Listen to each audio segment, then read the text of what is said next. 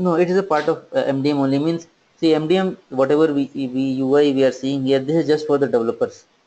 So anyone other than the developers who want to look into the data or want to manipulate the data, they we give access to the IDD application. So because this is fully configurable things where I am just coming and configuring the things. But anyone who wants to view that actual data, they have to come through the IDD only. Okay. So users we create in the MDM, and we will assign all the roles and privileges we assign, and then based on that, they will be able to access the data in MDM. So that is a thin client or something like that, URL? Yes, yes. That's a separate URL will be there for that. That's again a web-based application.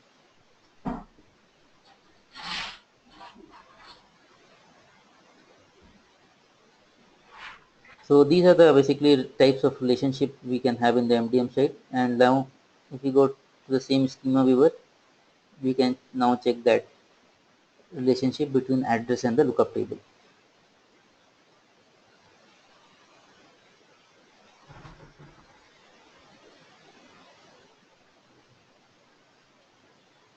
So this is the relationship here. You can see address table, and that's a country LKP country table. So that's basically a parent table for the custom address table.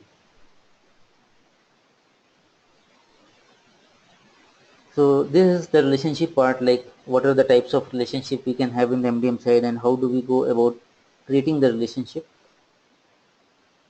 And we also see like how to create the base objects and how to import the columns from other tables or a temporary table that we have created in the backend.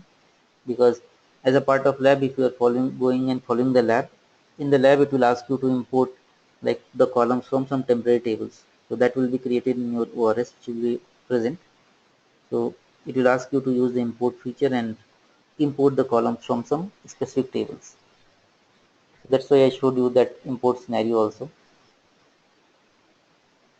So the relationship is done. Now tables are created, relationship is done, and now we need to define the lookup process, because I have created the relationship, the parent relationship and the child relationship, but I need to define the lookup process. Basically, how MDM will know that this record is a parent record or a child record. So while loading the data into the child table, I need to specify that this address belongs to a particular customer. So how do we do that part? Because in the normal Oracle side, if you say whatever is the primary key, the same you will pass in the foreign key. But here it's little bit different. We don't pass the primary key value. We pass some other value, which gets converted into the primary key. So how that conversion happens, that is part of a lookup process. So we'll discuss about that lookup process tomorrow, and we'll practically load the data and see the data in the tables, how the lookup is transforming the data. So all these relationships are only in MDM, or there is something on the Oracle side also, backend? No, it is mainly on the MDM side. In the backend, it's not similar to what we create. Like usually we go and create that relationship, that you won't find. It is like basically maintained in the MDM side. Okay. That's So MDM actually holds the metadata, or it actually holds the data in real? only the metadata part. But all the relationships and lookup it maintains in the metadata part only. In the actually only the tables will be there and the data will be there. So basically the same place, Okay. everything in only one schema we have everything metadata and the data also. Data of what? Data and the metadata both are in the same place. I mean, data backend, the data will be holded into the Oracle tables or the DB2 tables, whatever is the database, Yes, yes. and this metadata of That will also in the the same table MDM. also. Whatever we are creating here, everything is getting stored in the tables, repository tables.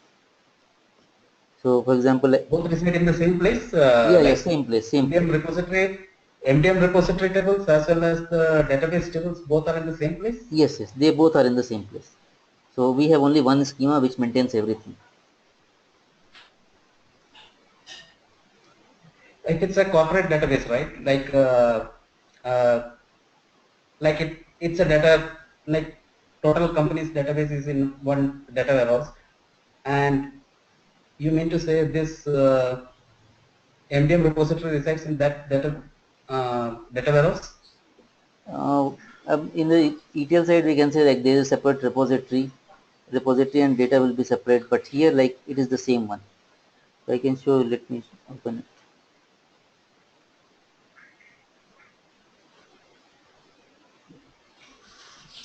So I'm just going through the SQL developer here, and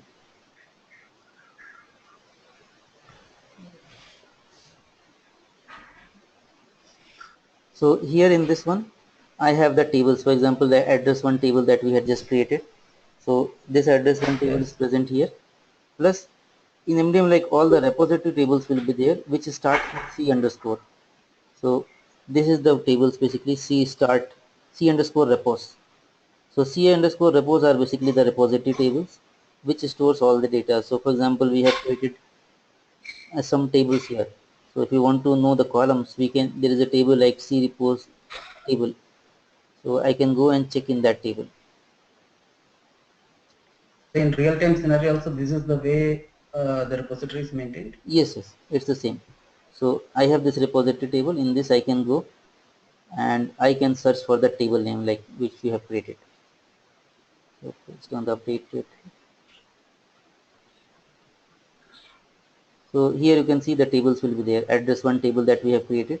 This address table one is present here.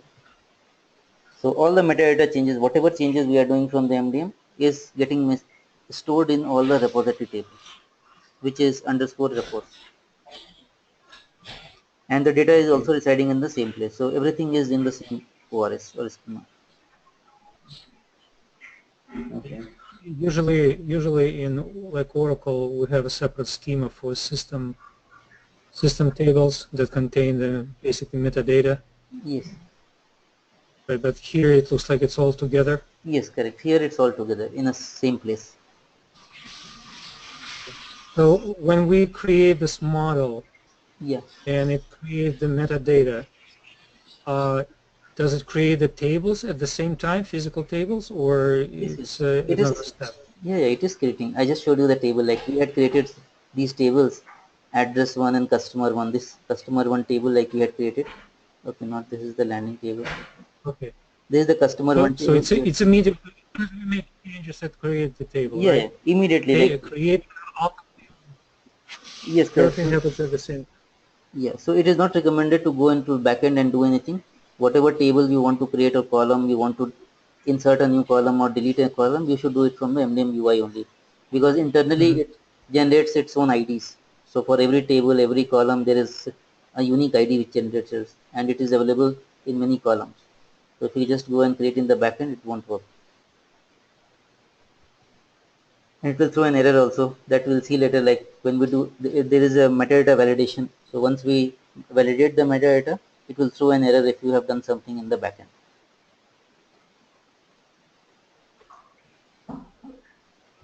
Okay. You showed us the import, and I think you said that we can only import columns, right? Yes, correct. We cannot import a full table. So first of all, we have to create a table, any table like a base object table, or we can create a base object table or the landing tables, and then we can import all the columns from any like temporary table which we have created. So that's how we are going to use the Erwin. So if we are having the model ready with the Erwin, we have to create the select statement or the create the table statement from there and create it on our separate database and then import it. That's what you're saying? Yeah, means that is what I told. Erwin, you can create the model, but you cannot import into the MDM side. So using Erwin, for example, if you can create all the tables, temporary tables in the MDM as a temporary table, and then once the tables are created, I can come to MDM, create a table, and import all the columns from that temporary table. That we can do. Yes.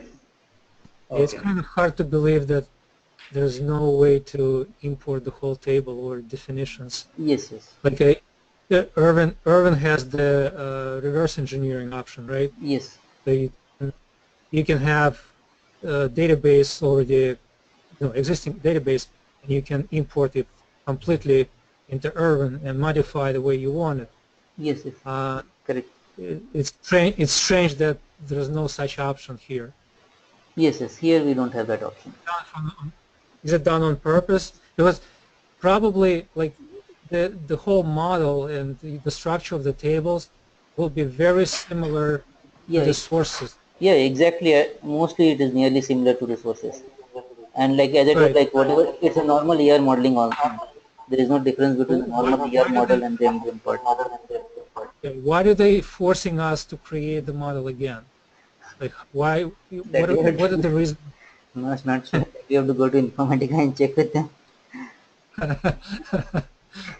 because in one tool, It would be much easier. yeah, in like the Informatica or the this data quality, they are importing all the tables. In MDM, they are not allowing only to import the columns. So something difference they are making so that all the tools doesn't become similar, so that they can sell all the all of them. Yeah. Okay. No, Vinay, I mean, what George is asking is like, it's kind of a good question. The reason is like, why Informatica is blocking this approach of importing the table as we do in Power Center or Yes, Quality Center? So, is there any specific purpose why they are blocking it, or just to make a difference, they are just blocking it? probably not sure about that. Yeah, because it's correct. Like in Power Center, we can Yes, import the whole definition, right? Yes. So it looks like it's really blocked here. It's done on purpose. yes, probably.